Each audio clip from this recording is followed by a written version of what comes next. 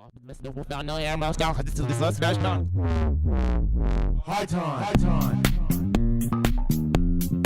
Radio. Hight Time Radio. 100% James Styles.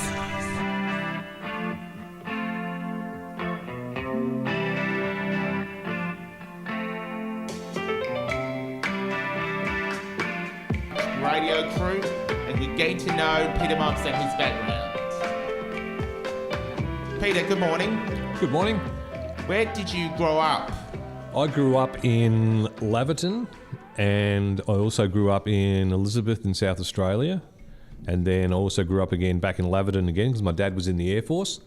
So as a kid, I kind of hung out a bit around Geelong. When I used to hang with my mates were about 16, 17, we'd jump in my mate's car and we'd head down to Geelong and just hang out down the beaches and down Eastern Beach. I remember there used to be a like a little fair down there with Dodgem cars down. I don't know if you guys remember down at Eastern Beach, where the big Ferris wheel is these days. You know, a few little arcade games, and we just go down there and hang out. What type of kid were you?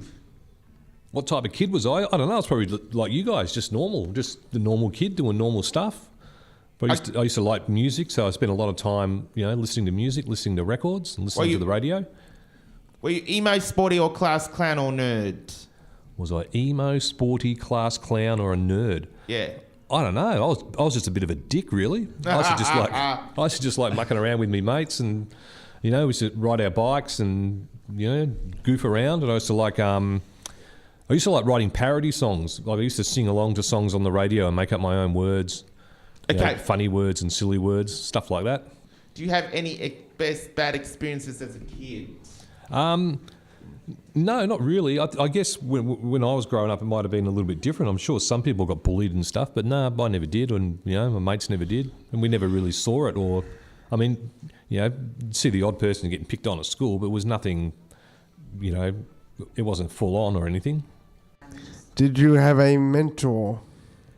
I probably did. I probably at the time I probably didn't realise, but yeah, I used to look up to a lot of people, and I went to like a radio school when I was young, and I think one of the guys' names was Chris Heaney, who was doing Mid Dawns at 3XY, and he helped me out a bit, and yeah, so I guess I did. I didn't kind of actively find a mentor or think at the time that I had one, but yeah, I guess looking back, I probably did.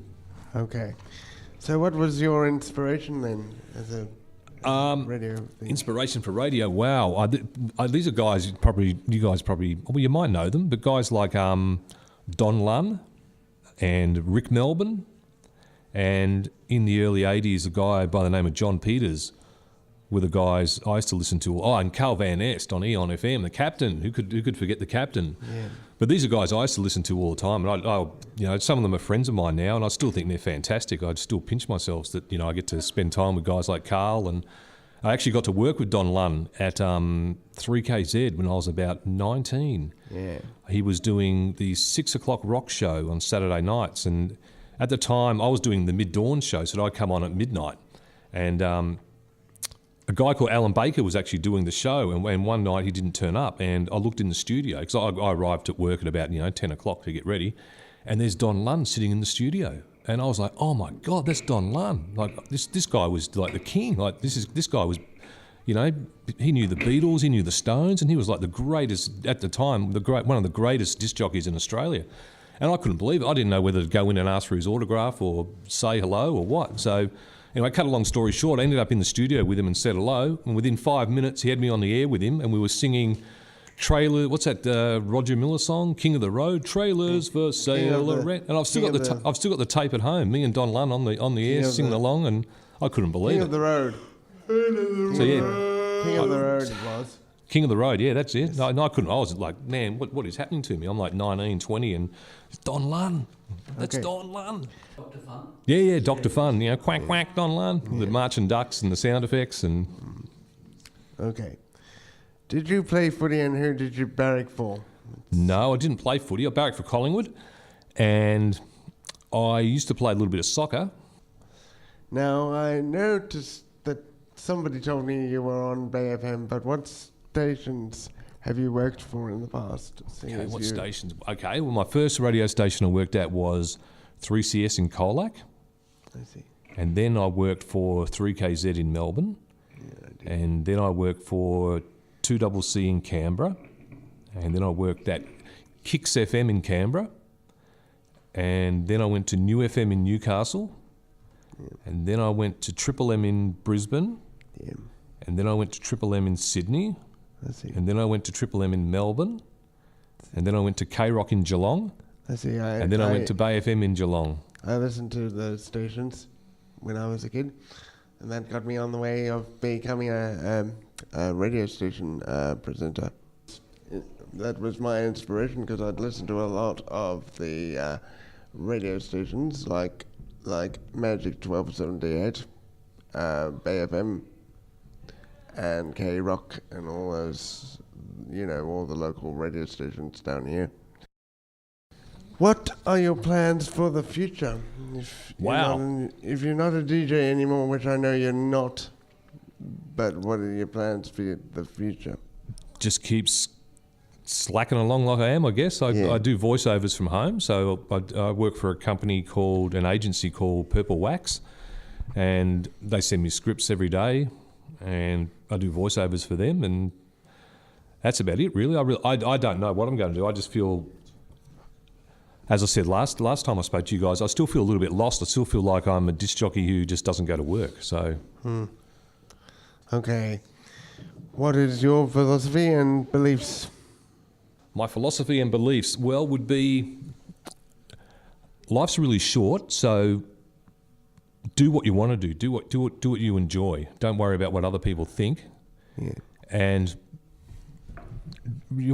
just don't give a stuff what other people think. It's just whatever you want to do and whatever makes you happy, just go and do it. Because at the end of the day, who cares? As long as you're having fun, and especially something like what you guys are doing with radio, it's you're kind of putting yourself out there a bit, and sometimes other people might hear you while you're learning and kind of might laugh at you and poke fun at you. But you know what? Stuff them. You're in the studio doing what you want to do. And I suppose it makes you nervous when you first started doing it. I mean, absolutely. When I first met Wonder, I felt shy. I felt nervous, and I suppose she felt the same way as me. But we only worked for 3 years, but we were both nervous. I remember my first station, 3CS, they had to put the first record on for me. I didn't know what I was doing. I was freaking out. Like, everything just seemed to be going so fast. And the turntables were all lined up, and I remember the PD at the time had to kind of lean over and click and start it up for me. I was like, whoa, what's going on? Yeah. Well, I've met a lot of musicians in my time, like Paul Simon and Archie Roach, and cool, and the lead singer of Joe Cavalieri, the lead singer of the Black Sorrows, and also I've met Gina Williams and Guy Gauss. They're an Aboriginal group from Perth. So there's a few. John Williamson, Troy Casadeli, Angry Anderson, and a couple of other classical pianists like David Southcott and Ali Wood. So there's a few of the musicians that I've met. But who have you met? What musicians have you met in the past? Yeah, I've met lots because it was the show I was doing. It was like a passing parade of people. So every night, every day, it was new musicians, new bands, new people. If I wanted to list them off, it's kind of it's a little bit scary, really, because there's lots: Metallica, Red Hot Chili Peppers, Ugly Kid Joe, Bon Jovi, Faith No More, Kylie Minogue, Danny Minogue, all the Minogues. Yeah. James Rain, Mark Seymour, John Butler. It's kind of it's lots. It's every and. I know it sounds like I'm kind of throwing it away a little bit, but it's, don't get me wrong. It's really exciting, and I enjoyed every moment of it. But it was every day. It was what you did every single day. So it was kind of part. Well, like you when you're doing interviews, it's exciting, but it's every day. It's just what you do. It's kind of. But I will tell you one little story is. I'm a big fan of Richard Clapton. Who I reckon is one of this country's, arguably the greatest songwriter in this country. He's absolutely fantastic. And I was at Triple M Melbourne, and at the time I was interviewing everybody, around that time, it was, the Bon Jovi were going around and, Ugly Kid Joes and Metallicas and Red Hot Chili Peppers and what have you. And I saw Richard Clapton in Lee Simon's office. And I was like, oh my God, that's Richard Clapton. Oh my God. And I'll tell you, I was too scared to go in there and say hello. Too scared to go in there. Because sometimes the artists that you really, really like, it's good to keep them at a distance, because I didn't want to go in there and I was scared I'd make a dick of myself. I didn't want to go in there and have somebody that I really admire and look up to think I was a bit of an idiot. So and I've seen Richard Clapton live since then, probably close to a dozen times. Yeah. And I just remember that day I was too scared to go in there. I was just too scared. I'd rather have Richard Clapton as, oh my God, this Richard Clapton, as opposed to me going in there and making a fool of myself in front of him.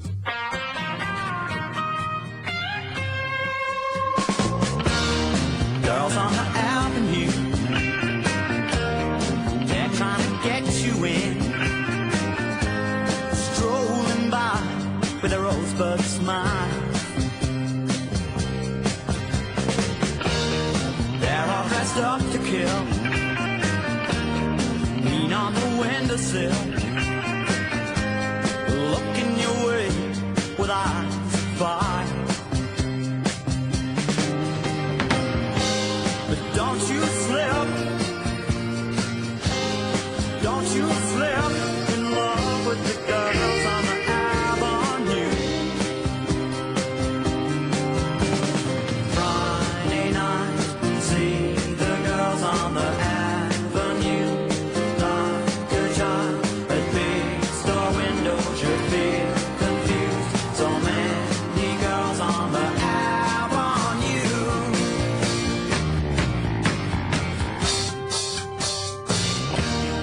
Girls on the avenue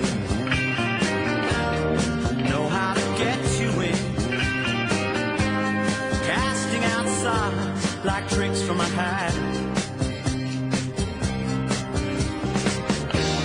All the Miss Lonely Hearts, ooh, they look awful hard, and sometimes they seem as fragile as glass. But don't you slip in love with the girls on the avenue. Friday night, see the girls on the avenue. Like a child at big store windows, you feel confused. So many girls on the avenue.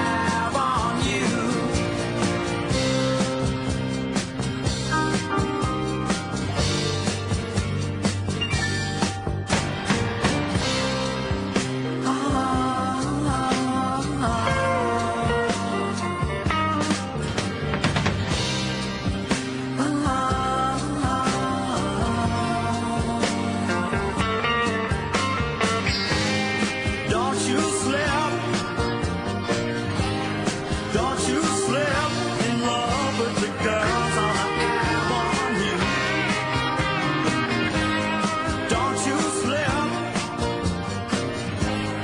Don't you slip in love with the girls on the avenue. Don't you slip. All right. So this is Tim. He's going to ask Peter a few more questions before the interview wraps up. So here you go, Tim. All yours. What's your favourite game? Do you ever play games? Yeah, I play games all the time. What are you? You an Xbox guy or a PlayStation guy? PlayStation. Nah, I'm an Xbox guy. I've been playing games all my life. The Sega Saturn, the Sega Mega Drive, the original PlayStation, the 3DO, the Amiga computer. But yeah, at the moment I'm playing on the Xbox One. My favourite at the moment would be Far Cry 5, and I'm also playing a bit of Assassin's Creed, and Battlefield 1 I like playing as well. Do you have any new games coming out? Yeah, one I'm looking forward to is Red Dead Redemption 2. Have you heard of that one? The Western game? Yep. Yep, that looks pretty good. I'm looking forward to that one. And I think that's out in October. So I've got plenty of time to save for it.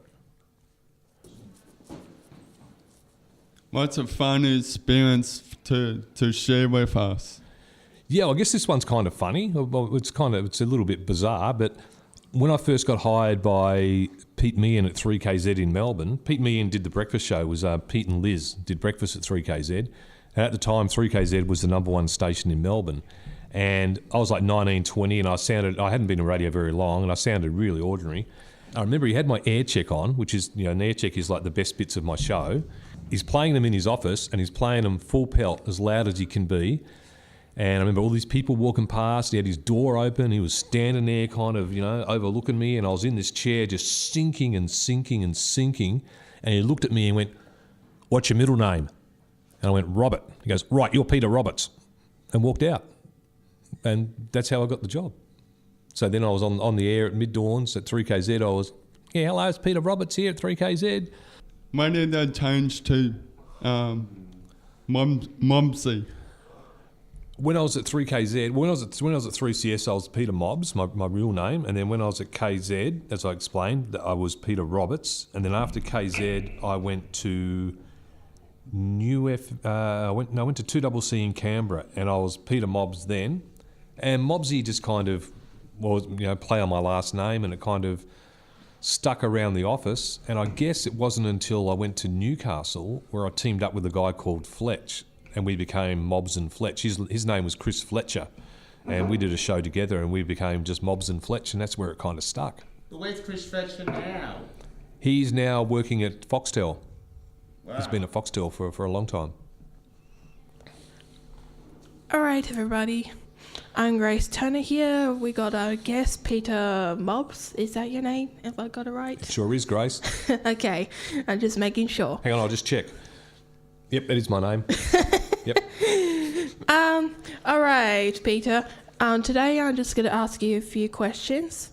First one that's really bugging me. Have you had any funny interviews, like the one that you remember the most that you can't get out of your brain, even to this day?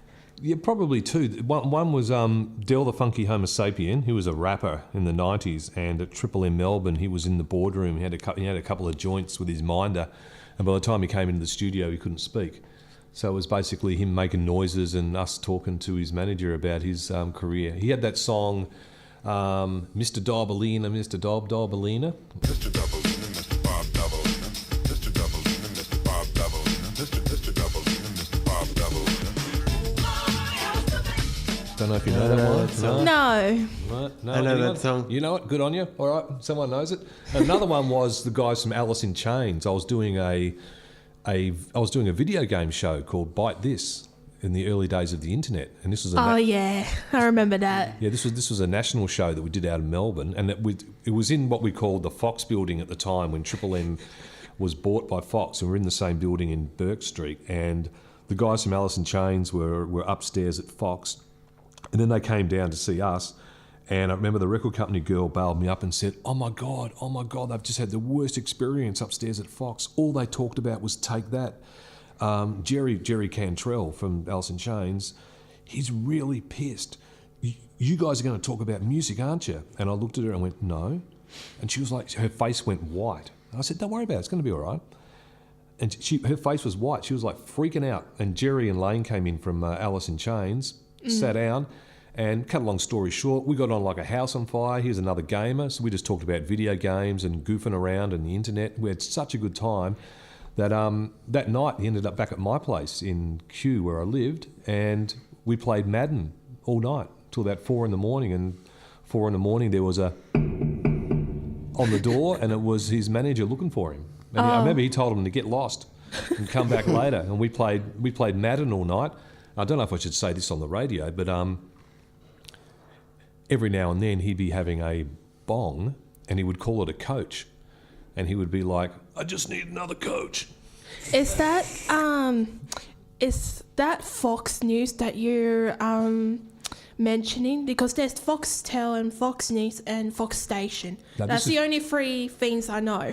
Good question. No, this was Fox FM, because Triple M was owned by Hoyts Media at the time, and then Village Roadshow moved in and they bought Fox. The government changed the law where one company could own 2 stations.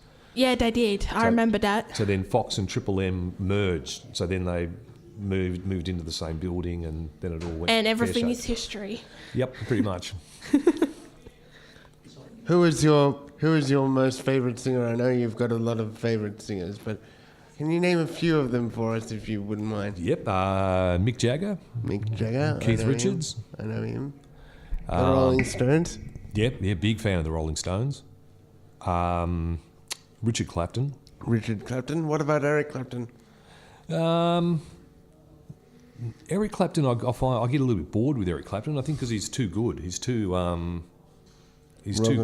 clinical. Like, he's very good. He's very talented. He's probably one of the best guitarists around. But I find him I like it a little bit messy. And Prince, I'm a huge Prince. I saw Prince a couple of times. Oh, Yeah. cool. I saw Prince front row at Rod Laver Arena. Oh, lucky you. Man, I was this close to Prince as you are now, and it was friggin' amazing. Well, normally when I go down to a concert, I'm usually up, very close to the stage.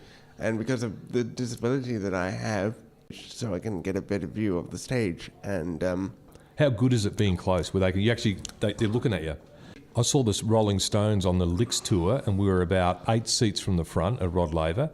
And me and my wife, Darren, we when the band come on, we just looked at each other, ran out, bolted up to the front, and we're right on the rail, going off our banana until the security grabbed us and marched us back to our seat. But since then, we get front row if we can. yeah, well, when I went to see John Fogerty, and I will not forget this, in the second half of the show, there was a great big, or one of the members of the audience came onto the stage, gave John Fogerty a high five, and then he was whisked off the stage again by one of the security guards. That sort of thing. I'd never seen a member of the audience being whisked off the stage before by one of the security guards, but anyway. So, I thought that was pretty funny. I ended up Strange. scoring a pick from Ronnie Wood at the last Stone show I saw in Sydney. We were right up the front, and during the last song, Satisfaction, he flicked out his pick, and my wife stood on it, bang, and I've still got it to this day. A little pick he was playing with his name on it. It's kind of his name's half rubbed off because from the sweat from his fingers when he was playing it. Yeah. How exciting is it when you're up the front just before they come on? There's not a better feeling in the world, is there, when you're waiting for your favourite band to come on? No, absolutely And not. the intro comes No, on and absolutely everyone's not. getting pumped. And most of all, I like meeting singers. I mean, that's meeting singers before the show. In fact, I got to meet Paul Simon before the first. Is Paul Simon, is he short?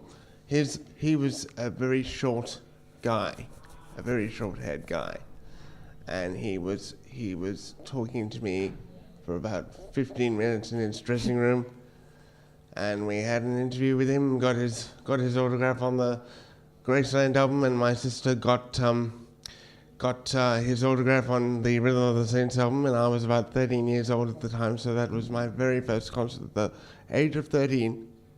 That's a great memory, isn't it? Yeah. Can you tell us about your T-shirt? My T-shirt. Can you see all the tongues on it? Yeah. These are all different tongues from the different Rolling Stones tours over the years. Now, this shirt, I don't know if you can read it from there, it's from Europe 2017. Now, this was sent to me by a friend of mine who I became friends with in 2014. I jumped on a Stones bulletin board, one that I don't usually go on, and it was a guy from America asking if anyone was going to the Adelaide show when they played at the Adelaide Oval, and I said, yeah, I am. And he said, I'm coming over from America. He was coming over from Alaska to see the show. Oh my God. And we've actually become really good friends. And we met when he came out to Adelaide, and we went to the show together and we hung out. And then he's come out to visit us twice, and we went up to Noosa with him to show him a bit of Queensland. He stayed at our place in Ocean Grove a couple of times, and we're actually going over to visit him in about 4 weeks. We're going over to Sitka in Alaska. So it's that's just a place in America, is it? yeah, and it's just amazing how, from me just stumbling onto a Stones bulletin board and connecting with this guy, next minute where I'm going, who would have thought I'm going to friggin' Alaska? But yeah, that's the story of the shirt. He actually sent me this shirt. He went to the European tour. I think this one came from Paris. and bought me the T-shirt and sent it over. Yeah. So So did you just listen to the radio stations and as a kid and then think, oh, this is one of the careers that I want to do, or just? Yeah, I always just wanted to do it. I think I just always wanted to. I didn't want to work. I just wanted to play records. Yeah. That's all I wanted to do. Just like I wanted to make a career out of radio. Yeah, I don't think I ever wanted to do interviews or I kind of just fell into that. But I just wanted to play music. I just wanted to play records, and I didn't want to work. So did I. But What can we learn from you to make our radio station better and productive entertainment? What can you learn from me? Good question, Grace. Probably that anyone can do it. Like anyone can actually do it. There's no magic formula. All it is, if you want to do it, you can make it happen. If you want to go on the radio, if you want to do interviews, or if you want to play music, or if you want to be a disc jockey, if you really want to do it, you can do it. What about what about the entertainment side of it? Like, most industries these days focus on entertainment and how to keep their audience, is that what they call themselves? Yep. Audience interested and stay on track of what the person is making. Oh my God, my English. Well, radio's sadly, without sounding negative about it, radio sadly changed in that it used to be disc jockeys. It used to be a skill. It used to be an art that you could entertain, and you could say the time and the weather and give out information for people, and you could do it in an entertaining way and in a short way over songs and stuff. Where these days, and over the last few years, it seems to be more comedians, ex-footy players. It's just different. It used to be, when you started in radio, you started at mid-dawns and you learned how to do it, and then you gradually went to late nights, and then you went to another station and did afternoons, and then as you got better and better, and you were a disc jockey. Where these days there's not many disc jockeys. It's a footy player and a comedian, or it's a couple of comedians. So radio's kind of done it to itself. Radio's always chasing a short term. The next radio star will be some peanut from the next reality TV show.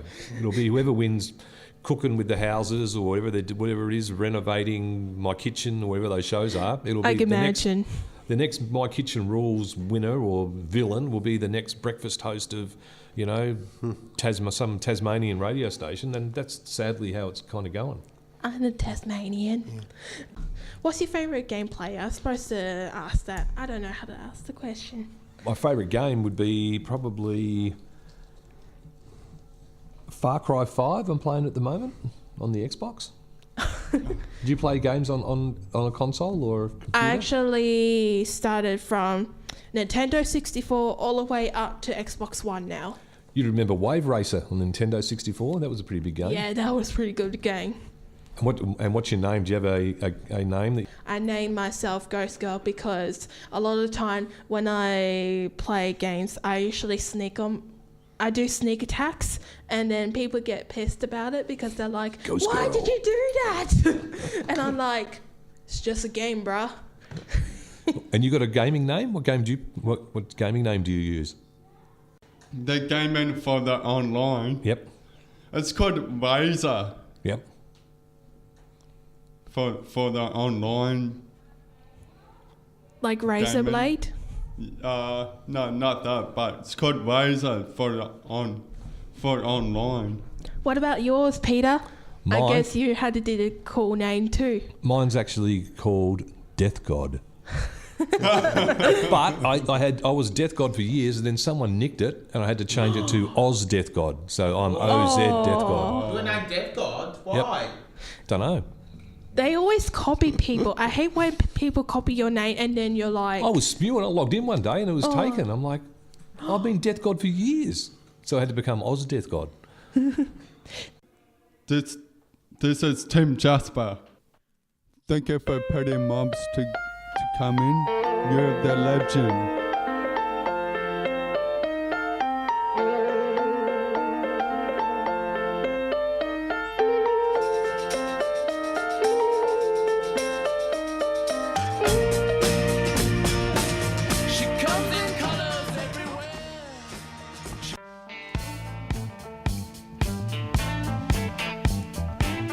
this is Hight Time. This is Tim Jasper. I'm Grace Turner. And I'm James Styles. And today we're going to talk about jobs. Grace, Yeah. how many days do you work? I work every Wednesday, if I remember. How do you start your job? How did I start my job? Yeah. Well, actually, I had to go through obstacles to get there. Like, seriously, I wanted to be a movie director, but that went down the toilet. And then I went to I'll go to cooking, and that went down to the toilet too because I had bad experience. And for some reason, my pop's clock started to my pop's clock started to die on me because it was literally falling apart. So we thought, okay, we need to fix this clock somehow, and remastered it, as I usually call it. So we went to every antique shop, and none of them, actually have someone to fix it. So we went to the last shop, and luckily the person knew where we need to go for another person to fix it. So we met my boss. She's nice, and the shop's very small, and it felt like it's kind of crowded in some way, and that's all I remember, and that's how I got started, pretty much. And NDIS was involved, by the way. How long do you have been doing the job? I've been doing it for 2 months. The thing is, since you mentioned how do I enjoy my job, is I do have a connection to history and, loving history in general because I love history. I don't know how to say it. I just feel like saying, yeah, I love history. I just love studying history. What aspect of history you want me to tell you about? It's a passion, yeah. What are the parts you don't like about the job? Oh, that's a very good one because I love my job. As much as I love my job, I gotta admit there's some parts where I can't really say that there's some parts that I dislike. It's where I'm one of those people that I can't do the same thing over and over again because I'll get bored. For example, if a person gave me the task to clean 24 hours a day, then I won't do it 24 hours. I'll probably do it for 2 minutes. Since you asked me the same question, I'm going to ask the same questions to you.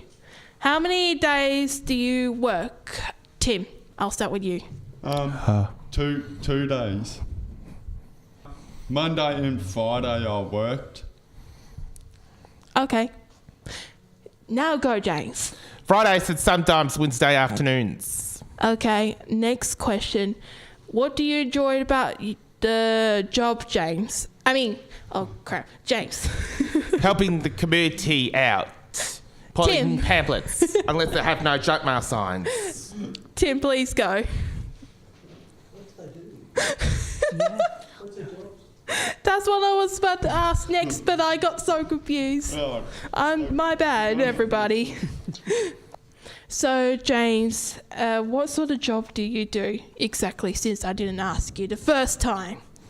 I was previously a video store header, rip heads off newspapers. I also work at Munch and Crunch for a while.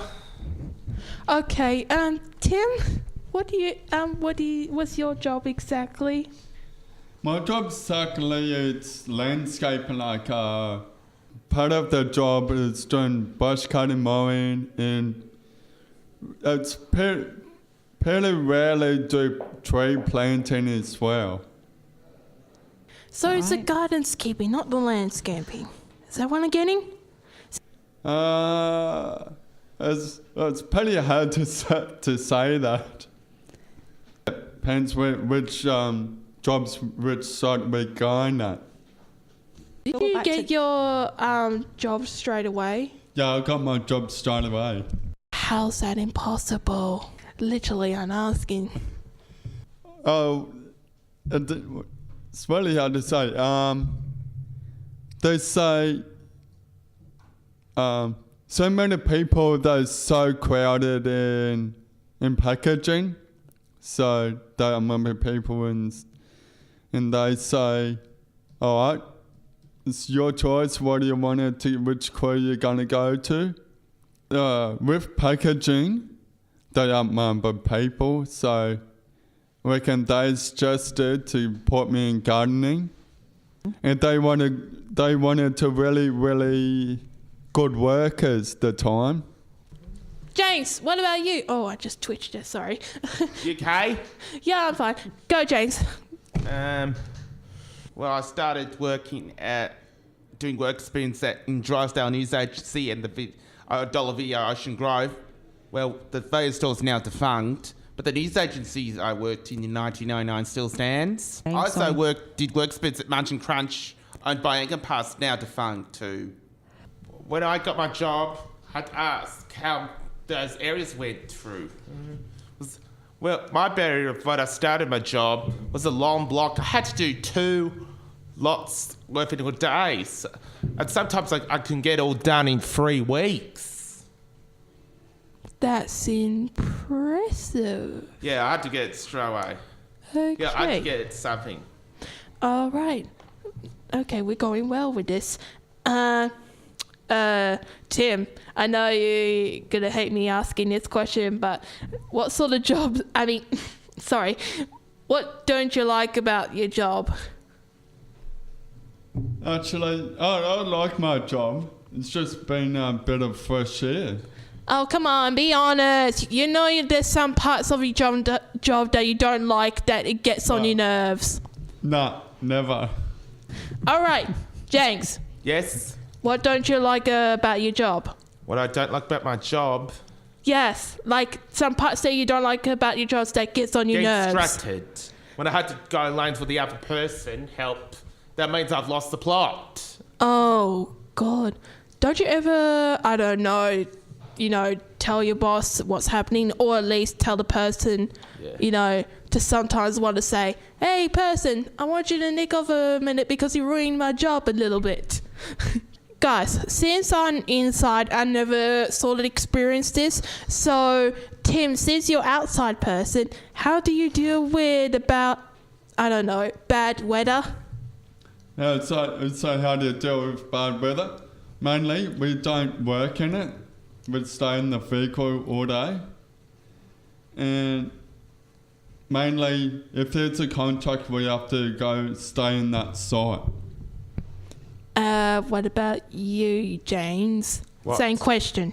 I just go down to Warren Ponds or Westfield. If there's bad weather. Good idea. Just stay home. Okay. Hey, James. What? Have you Yes? have you had an experience where there's like dogs, like crazy ones, coming after you and you had to bolt because they're like, trying to nip you?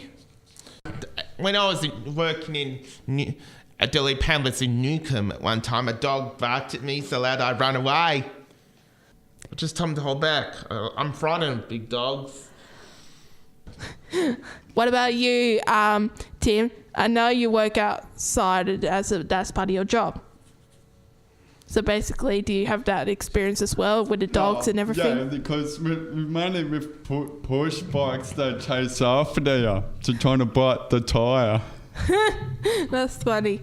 At least I don't have that experience. I only have the experience where I do the organising thing and people just look over the shelves creepily, like, interesting way. And then my curator who's like helping me, she's like, do you want to buy these? And they're like, no, we're just looking at what you're doing.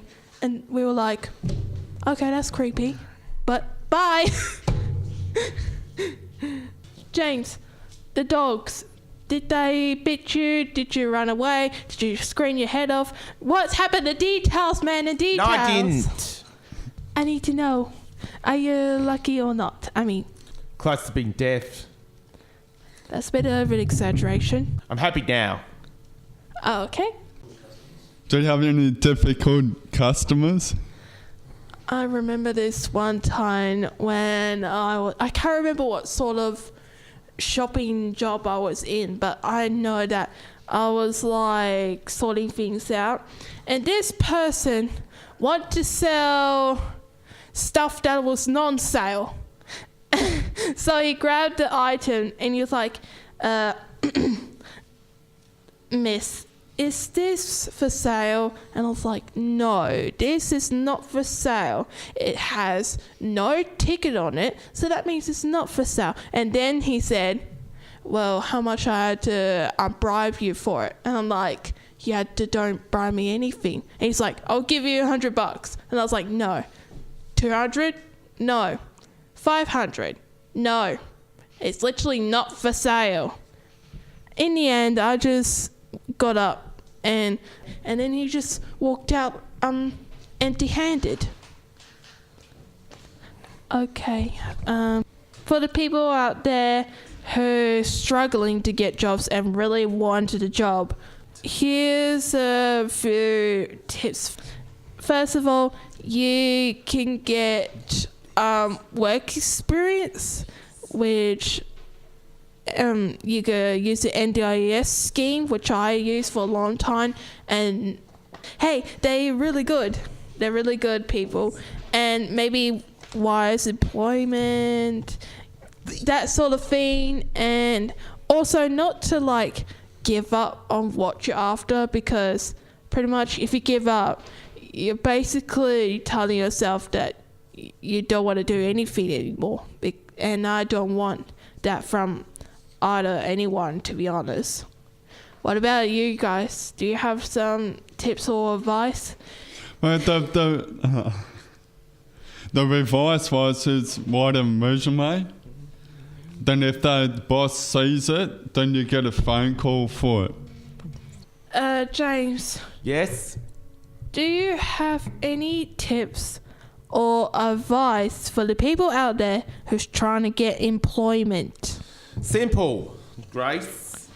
Matchworks, disability service at Life Without Borders, register with NDIS scheme, Wise Employment, Gateways, Skills, Connection, Disability Employment, Live Work Geelong, and Star Australia. I'll repeat it one more time, but this time slowly. Matchworks, disability service at Life Without Barriers? Registered with NDIS scheme, Wise Employment, Gateways, Skills Connection, Disability Employment, Live Work Geelong, Ostara, Australia. That's it. Thanks. Good one, Jace. I knew he was going to do something like that How sooner can or I later. go? This is James Styles signing off. This is Tim Justice signing off. And this is Grace Turner. I hope you like Hight Time Radio. And that's all for today. Thank you very much. Ovad BT på high do. Get ready now, go, don't you step on my boots. Well, you can do anything, lay off of my boots. Knock me down, step in my face, slander my name all over the place. Do anything that you wanna do, but honey, lay off of my shoes, don't you step on my boots. Well, you can do anything, lay off of my boots.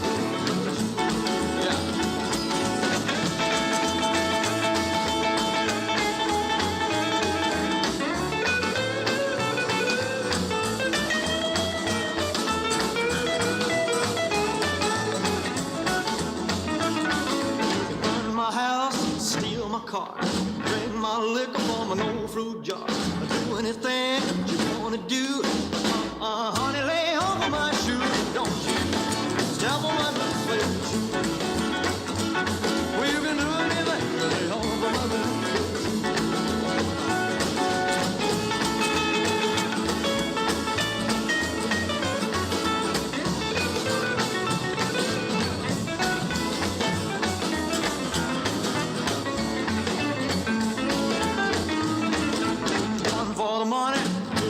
show. You get ready to go, can't go, but don't double up. Well, you can do anything.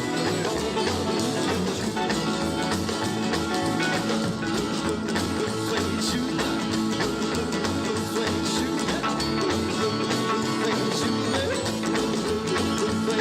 You can do anything, but they offer my swing shoot.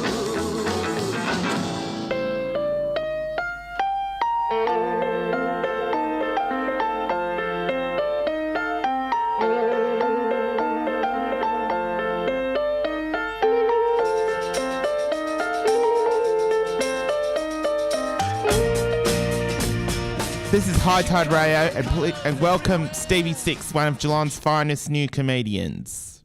Tell me where you were born and where did you grow up? Where I was born and where I grew up, I'm a Geelong local. So I was born down the road in the St John of God Hospital, and I grew up in both Highton and then I moved out to Lara. So I was a bit country out in Lara. I had horses and I got to walk 3 kilometres to the school bus. What was it like if you were a kid? What was I like as a kid? I was really quite naughty. That's why I wouldn't have any kids, just in case my kids were like me. I used to run off a lot. Apparently when I was 5, I ran away from home in Lara and I ran up the road to a work site where they were building a house, and I stole all the toilet paper out of all of the portaloos and I brought that home. So I was like, I think I was a weird kid. I was a bit naughty. When I was at school, I was a nerd, but I was still pretty naughty. I used to kind of just do whatever I wanted to do. I once pretended to play the French horn for a year, and I joined a band, and I never knew how to play the French horn. So that's that story. Okay, where did you go to high school? Where did I go to high school? I went to Christian College in Highton. That's where I got to do some French horn lessons, except for I never went to the French horn lessons. I used to just spend the money at the cafeteria and then join band and pretend that I could play the French horn, and I got caught and then I had to pay my parents back all the money I spent at the cafe. Okay, do you have any siblings? I do have siblings. I think you might even know some of my siblings, Simon Butler. The only one I know is Rhiannon. Yes, Rhiannon. She's a Geelong local. She's now living in Warrnambool though. So I have an older sister, and she has cerebral palsy. She is in a wheelchair and she's an artist at the moment. And she painted a picture of her favourite comedian, which wasn't me. It was Dave Hughes. So Dave that was Hughes. pretty God. sad. And I have a younger brother as well. I see. What was your inspiration growing up? Sorry about that. What was my inspiration for life or for, what do you reckon? What growing up? Just growing up in general, I was, I loved Xena and Hercules. So basically I wanted to become Xena and marry Hercules. That's what I was going to do when I was little. So I got the same fringe as Xena, and I got a horse and I learnt martial arts, but I never got to meet Hercules or marry Hercules. Oh my God. What is your favorite comedian and why? I've got so many. This is such a hard question because I love heaps of them. There's I think she's Welsh, actually a Welsh comedian, and her name's Sarah Millican. She is hilarious. And she's very naughty, but I also like Kitty Flanagan and Michael McIntyre. I have heaps. I didn't answer your question. I said too many comedians. Okay, so who do you have favorite sketches? Do I have favourite sketches? I love Michael McIntyre. He's hilarious. He's an English comedian, and when he tells jokes, his hair seems to move around with him. Like, so when he gets really excited, he does a joke. He does sketches about skipping and salt and pepper and vacuuming. You know, when you go to vacuum something and you really should pick it up, but you don't, you run the vacuum over it and then it chokes the vacuum. He does a hilarious skit about that. Okay. What made you decide to get into comedy, and how hard has it been to get into it? Well, I wish I had a really nice story about why I decided to get into comedy, but I don't. I just went to watch a stand-up show, so some new people in comedy, and I thought, yeah, I can do better than that. So that's why I decided to get into comedy. And on my first gig ever, a local comedian called Jake Budge, you might know him. He's been around about. He works for NDIS now, and he has a disability too. He gave me my first gig out at Buckley's Entertainment Centre. And then I was out there and I was in the green room waiting to go on stage. And I was so nervous. And there was another comedian in the green room saying, "You'll be fine, you'll be fine." And I was like, okay, I will be fine. And then I threw up in my mouth and a little bit came through my fingers and landed on him. And then they called me out onto stage. So I didn't even have time to say, "I'm sorry I threw up on you." So that was my first ever gig. And it went pretty well, that gig. And how hard has it been to get into comedy? Well, I've had a lot of luck. So Jake's been great in giving me lots of Geelong gigs. He's a pretty amazing comedian. And then I've been in Melbourne and Warrnambool and little weird towns called Cavendish and Moorabbin and all over the place. So I've gone heaps of places and it's been a good journey so far. Yeah. Okay. Do you have a funny joke you can tell us? Well, I have lots of funny jokes, but a lot of my jokes are very rude. So my mum would not be happy if I told lots of them on the radio. She came to see Fair enough. We're not forcing you to do it. Oh, okay. Just cut me. That's it. No more jokes. I have one joke. One joke about it going to a dietitian. And she said to me, "You shouldn't worry about your weight because lots of guys love chubby women." And I was like, "Oh, like chubby chasers." Mm-hmm. And she was like, "Yeah, what's wrong with chubby chasers?" And I was like, "Well, they're chasing chubby people for one. And chubby people don't like to run. So that's inherently mean people." Yeah. That's the laugh bit. At the end of that, then you like laugh hard and then everyone claps and applauds. That's how that usually works. How important is comedy to you? Is it basically the comedians that you see or just the... How important is it? I love it because it's really, when it goes well, it's the best feeling in the world. So when you're on stage and everyone's laughing and everyone thinks your jokes are funny and everyone has the same sense of humor as you, it's great because then you get off stage and everyone wants to have some drinks and you hang around with other comedians and everyone tells funny stories. When it doesn't go well, it's not great at all. But that's part of the deal. You have to have some really bad gigs so that you can have some really good ones as well. So if you're into comedy, you would love Robin Williams. Robin Williams was amazing. He was such a funny guy and he was just crazy. He could just say things that were funny all the time. Yeah, definitely. Definitely. So how did you get into the Melbourne Festival? I think I've heard a lot about you doing comedy in Melbourne. But, I have. Yeah. I did. I've just come from the Melbourne Comedy Festival show. My festival show was called #That's Not Ladylike. And it was on for 6 nights in the Melbourne Comedy Festival. And so there's comedians. It was part of the free comedy circuit. So there's a guy called Kieran Butler. And he gives a lot of new comedians a chance in the Melbourne Comedy Festival, and he organises this really cool event. And so there was a lot of comedians who went through that way. And so I had 6 nights and they were all sold out and it was great. I had a good fun. How do you prepare for a gig and how hard is it to do stand-up comedy? How do I prepare for a gig? Well, it's a lot of work, actually. A lot of people think that it's just you get up there and you just say things off the top of your head.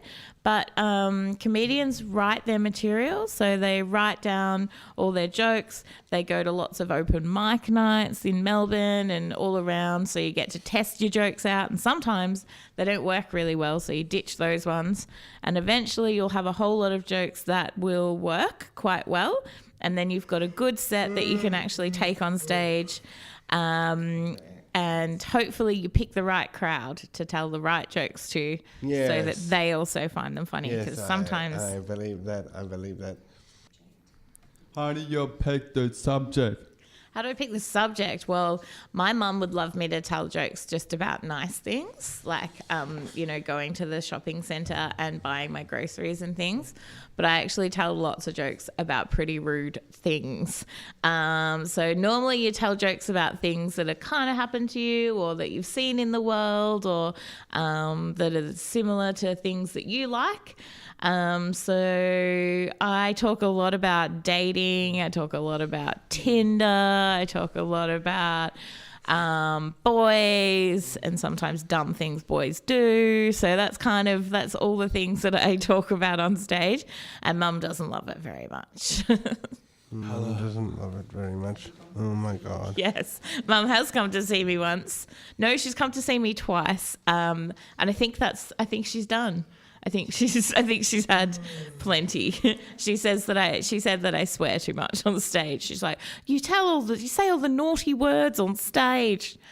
So my nan's not a big fan of the naughty words either. Your mum's not a big fan of the words. Of the swear words, no. So I have to watch my P's and Q's. Yes. Yes. As we always do, don't we? Yes. I know. Do you have another question, Tim? Which festivals to go to? Well, this year I'm getting to go to the Edinburgh Fringe Festival. So my show, That's Not Ladylike, #That's Not Ladylike, is going to Edinburgh. So I'll have 5 nights doing the Edinburgh Fringe Festival. So that's kind of massive because I haven't been overseas heaps. So I'm going to go overseas by myself and I'm going to go do my show and I hope that people in Edinburgh like me, the same as people in Australia. I have to change some of my stuff because it's a bit Aussie and I'm not 100% sure everyone's going to get some of my Aussie slang. So I have to change things. Oh, Ab. Yeah? Do you think about going to the Just for Laughs Festival in Montreal, Canada? Oh, I would love that. That would be amazing. I think you have to be awesome to go to the Just for Laughs Festival, but it would be the best one to go to. Do you watch that on the TV? Of course. Yeah, so do I. I love it. Yeah. Okay. What kind of comedy do you think we could put into our radio programs? Oh, well, I reckon you guys sound pretty funny. James has made some pretty hilarious noises all day, and you've got some pretty good banter. So I don't know, I think that I like listening to radio shows where people are telling jokes about each other and, what Aussies do and they kind of banter and they get a bit crazy. But I don't know if you guys are out on the dating scene. Maybe you could talk about your dates that you've been on. Maybe you could talk about funny things that happened on the way to your program, or funny things that happen after you leave. Yeah. And one more question for you. I know you'll be good at this one, I think. Okay. I know you like Michael Bublé, but what is your favorite type of music and what is your favorite artist of all time? Of all time? Whoa, that's a big one. That's like favorite comedian as well. I do like Michael Bublé. Simon and I had a bit of a road trip with the Michael Bublé CD, so that was good. But I actually like an artist that not many people know of. Her name's Laura Marling. She is I think her style of music is indie. So it's kind of like indie chick. Indian. No, like indie, which means, I don't actually know what that means, but it's a bit alternative. Yeah. A girl with a guitar singing some songs. I really like her stuff. Stevie, you've been given an elephant. You can't give it away or sell it. What would you do with the elephant? I'd be happy if I got given an elephant and then I couldn't give it away or sell it. I would have a pet elephant then. I would be imagine going to work on my elephant. I mean, I think it would take me a long time to get to Melbourne by elephant, but I would probably just ride it to work every day. I don't know. Do you know, do elephants stay out the front if you leave them out the front, or do they wander off? I think they stay out the front, just like Dumbo did. Oh, okay. Well, then that's what I do. I just ride it to work and he could wait out the front and then I'd ride it home. And finally for me, how would you convince someone to do something they didn't want to do? I could do like what your parents do. to convince you to eat 4 serves of vegetables, just blend them all up in a soup. Yeah. And then be like, there you go, sneaky. That way I'd be able to like, hey, James, eat 4 serves of vegetables. And you'd be like, nah. I'd be like, have this soup. And then you could eat the soup instead. That's how I'd convince you, I reckon. Otherwise, I'd just be really friendly and real smiley and flick my ponytail around a lot until someone said yes. Xbox or PlayStation? Well, I own a PlayStation, but only to watch DVDs on. So I've never really played a PlayStation game, or I played a PlayStation game once called Abe Odyssey back in like a long time ago, and all I knew was that I could make that little creature run off a cliff, and sometimes he would fart if you did, I don't know, you could press something and then he would fart. But I never won a game ever because I don't know really how to play it. And I don't have very good concentration scans. And sometimes when I want it to go left, I just like throw the entire controller instead of press the button. I get a bit excited. So I'm not very good with PlayStation or Xbox would be the answer to that question. But that was a good question. Okay. What is the... All right. Just let me get my breath here. That's better. What is the funniest thing that has happened to you recently? I think that was pretty funny when you were like, I'm going to get my breath. Because I got to listen to that in my ears. So that was pretty hilarious.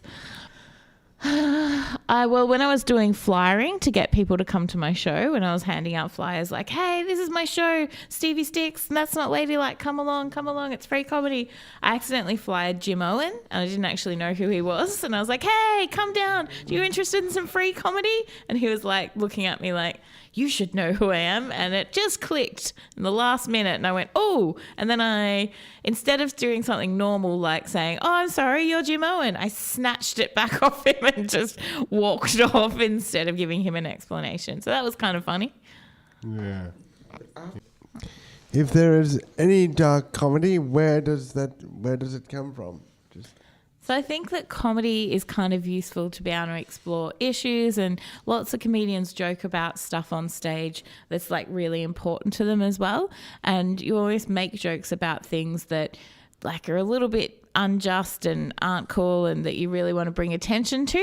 So sometimes if I'm telling jokes about what it's like to be a female in comedy, or what it's like to be a female in the world, or what it's like to date, and all some of the things that aren't fair, I am a feminist comedian. So I like to talk about things about equal rights for men and women, and I like to talk about, my other job is talking about ending violence against women. So that can be done in lots and lots of different ways. So hopefully by the end of the year we'll have run a fundraiser gig for a project that I'm involved with called Project Respect. So that's helping women off the street. So I do a lot of comedy work to try and build some awareness in a good way to get people to listen. Because if you get up on stage and you're like, equal rights for women, lots of men are like, nah, not listening anymore. Lots of women are like, nah, not listening anymore either. That's kind of boring. So you've got to make it funny, and you've got to make it something that people want to listen to, and you tell a joke and people laugh, and then they go, oh yeah, actually that probably is a thing. I probably should think about that particular topic. So you get to raise topics that you're interested about, but do it in a funny way. And sometimes it's a bit dark because it means a lot to you. So yeah.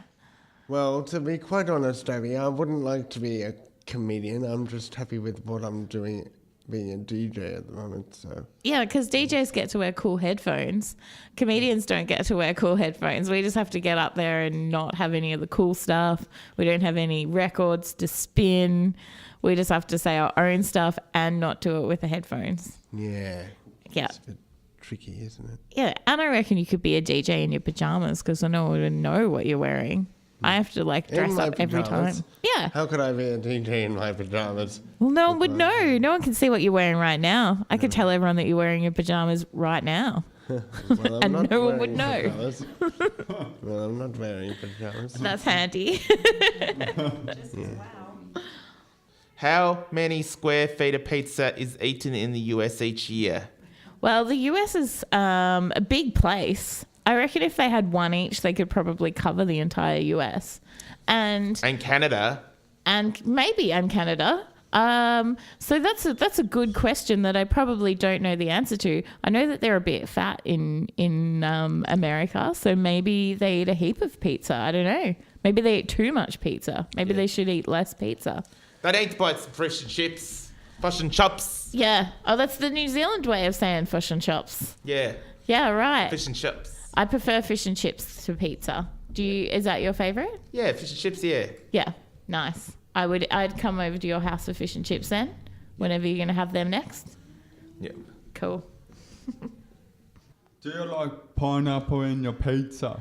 I do. I know that's a weird thing. Like it's a deal, isn't it? That some people like it and some people don't, and then you have massive fights over it. But I'm quite happy to fight someone to put pineapple on my pizza. I think it's good. I think it should be there. Do you like pineapple on your pizza? Yeah. Yeah. So you like a Hawaiian pizza? Yeah. I like any pizza. Okay. Do you want fish and chips or pizza?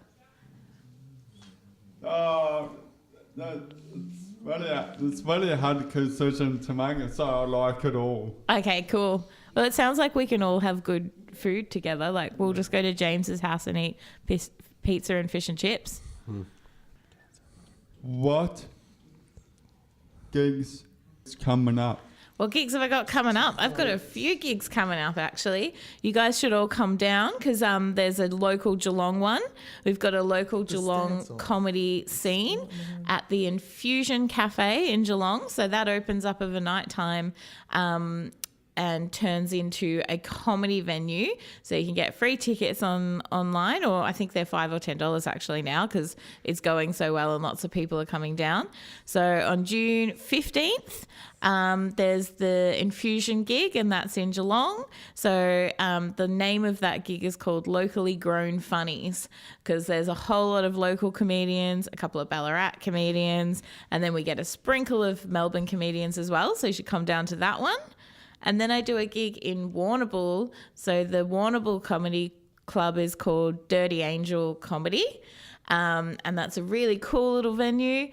A guy called Aidan Nicholson runs it every month. It starts at 5 o'clock. So if you just want something to do on a Sunday afternoon, you can wander down to the Dirty Angel and come down and see some comedy. And they have heaps cheap drinks, good snacks. Like it's a good place to come. So you should come down to that one. Or if you're in Melbourne, then you can come to a comedy club called The Attic. It's in Preston, I think. Actually, I'm not very good in Melbourne. It's Chapel Street, so I don't think that's Preston at all. But at the Attic Bar, it's on Chapel Street, and so I'll be in the lineup there on the 28th of June. So you can come to that, and then I'm going to be overseas. So if you want to come to Edinburgh and see me, then you can come all the way over to Edinburgh and take a plane and get your passport and then come. That sounds easy enough to come down and see one of my gigs. So that's all the ones I've got coming up. Okay. We finished the interview and you step outside the office and find a lottery ticket that adds up winning 10 million. What would you do? If I won 10 million, I'd love to. I'd do lots of things. Well, I would buy myself a house. I'd buy my dogs a little dog kennel each, so they've got a little house each. Then I would go to Edinburgh for much longer than I'm going to at the moment. I'd go traveling around. I'd go to America and eat some pizza because that sounds like a pretty good thing to do and sounds like they've got a heap of pizza over there. And then I would help out. So Project Respect, they need heaps of money because they're struggling. They've got all these really good workers. They help out so many people, but then they don't have a lot of money to do it. So lots of people do that for free. And I would set up my own agency to help out more women and children who need help from family violence or need help to start their lives over again. And maybe I'd give your show some money as well, and then you could have heaps of international guests, and then you could interview heaps of people all the time, and you guys could be super famous. That'd be cool. Yeah. Yeah, maybe I would get famous from this interview after making you guys famous. What would you do with 10 million? I would help out some local communities in Geelong that need it more. Oh, that's good. Thank you very much, Abby, aka Stevie Stix. No worries. Good luck for you touring at the Edinburgh Fringe Festival. Thanks, that's great. We'll see you sometime when we get back. Will do. This is James Styles. Tim Jasper. Simon Butler. And we're the Hight Time Radio crew. Signing off. Hi, I am Tim Jasper. This is Stevie Day FM.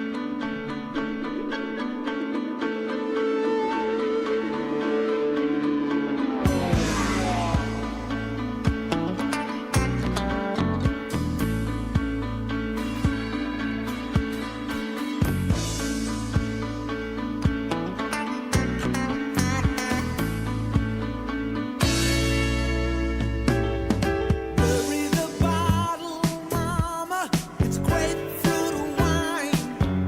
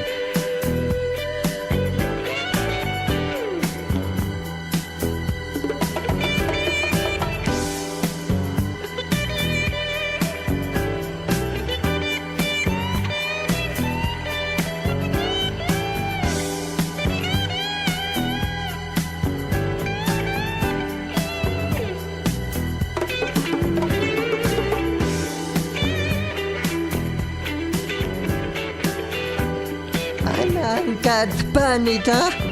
No, I'm Tim Jasper.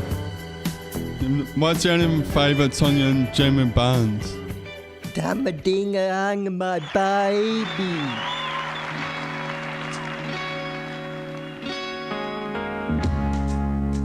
But something is wrong with my baby.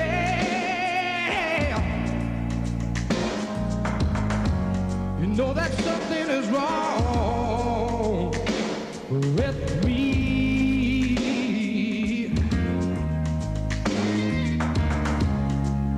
And if I know she's worried, oh, I would feel that same old misery. Get out here. We've been through so much together.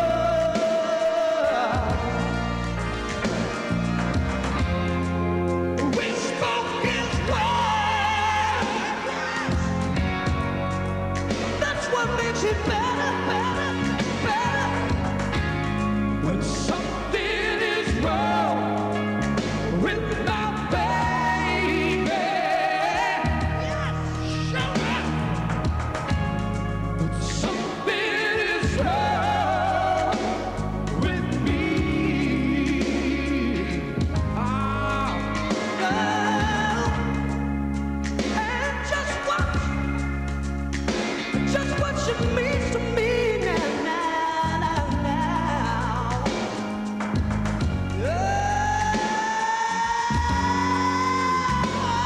You just will understand. And the people say, oh, they see she's no good.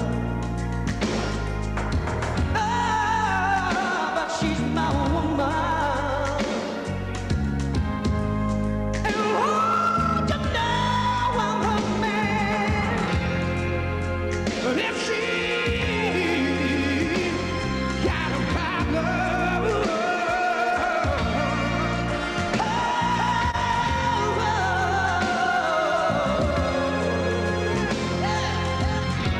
I'm gonna have to help her solve it.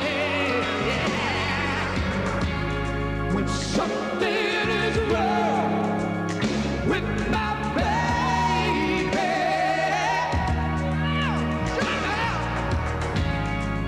something is wrong with me. Play that guitar, Diesel.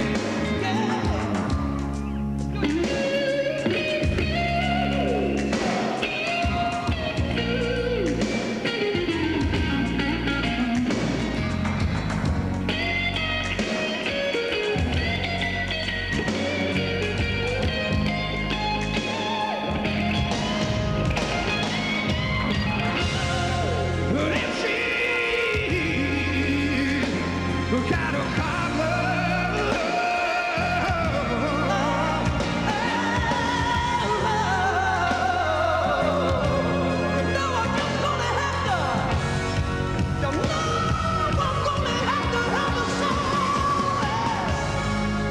something is wrong with my baby.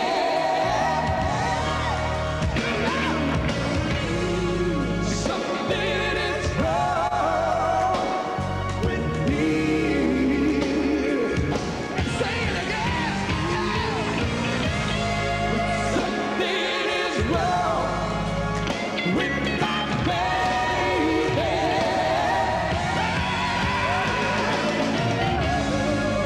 Something is wrong with my baby.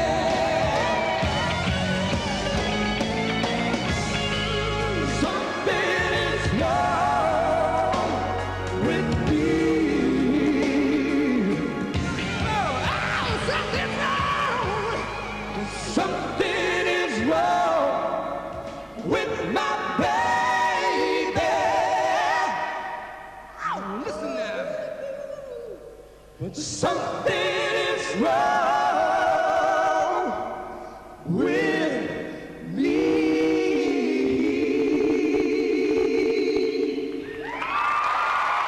why you like the Jimmy Barnes? Why you choose him? Simon and me go to Jimmy Barnes 2 weeks ago, and Jimmy Barnes in a garden. Oh, What was that? a garden all, and water fund. Is that Costa Hoyle in the waterfront? Yes. And Simon and me have a drink, like wine. Do you get drunk? Now I not to get drunk. I'm old guy. I like my wine.